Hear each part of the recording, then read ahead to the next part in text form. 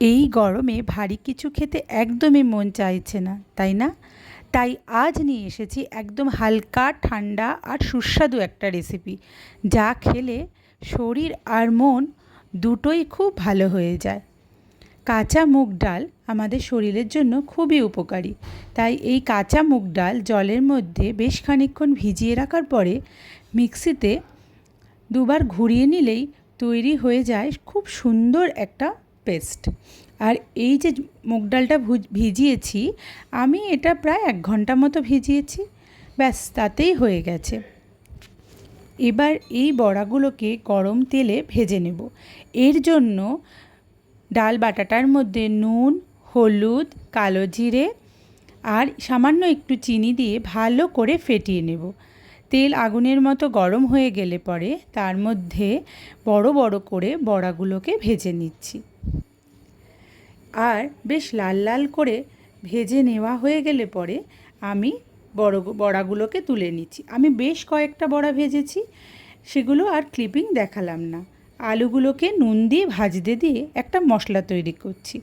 আদা, কাঁচা লঙ্কা, প্রায় 2 চামচের মতো বড় বড় পোস্ত, আর দিয়েছি 1 চামচের মতো সাদা তিল। এগুলোকে মিক্সিতে পেস্ট করে নিচ্ছি। নিতে নিতেই আলু ভাজা হয়ে গেছে। ভেজে রাখা আলুগুলোকে তুলে নিচ্ছি। কড়াইতে যেটুকু তেল ছিল তার মধ্যেই কিছুটা কালো জিরে ফোড়ন দিয়ে শুধুমাত্র লম্বা লম্বা করে কেটে রাখা ঝিঙেগুলোকে দিয়ে নেড়ে চেড়ে নিচ্ছি। লক্ষ্য করে দেখবেন আমি ঝিঙের মধ্যে কিন্তু নুন বা হলুদ কোনোটিই দেইনি।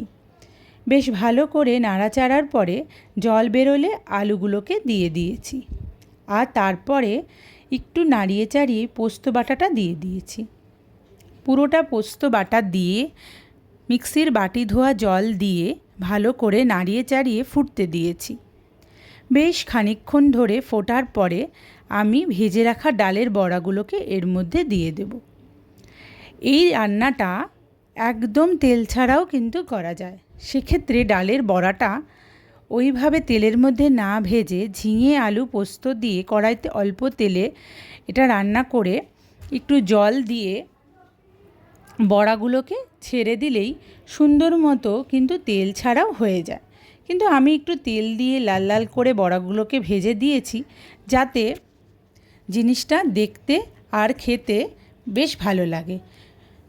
বেশ খানিকক্ষণ ফোটার পরে এতে পরিমাণ মতো নুন, চিনি এগুলো দিয়ে আমি এখানে একটু সর্ষের তেল অ্যাড করে দিয়েছি। বেশ খানিকটা, প্রায় 2 চামচের মতো সর্ষের তেল আর 4-5টা কাঁচা লঙ্কা ভালো করে দিয়ে ফুটতে দিয়েছি। বেশ খানিকক্ষণ, প্রায় 5 মিনিট মতো এই রান্নাটা আরও ফুটেছে, আরও ঝাল হয়েছে। ডালের বড়াগুলো আলুগুলো সেদ্ধ হয়ে যাবার পরে আমি একটি বাটিতে ঢেলে নিয়েছি। গরম ভাতে বিশ্বাস করুন এই একটা পদ দিয়েই এত সুন্দরভাবে খাওয়া হয়ে গেছে যে আরও একটা পদের দরকার পড়েনি। একবার বাড়িতে আপনারা বানিয়ে দেখবেন। আর আমার এই রান্নাগুলো ভালো লাগলে আমাকে প্লিজ একটু সাপোর্ট করবেন, লাইক কমেন্ট করবেন প্লিজ।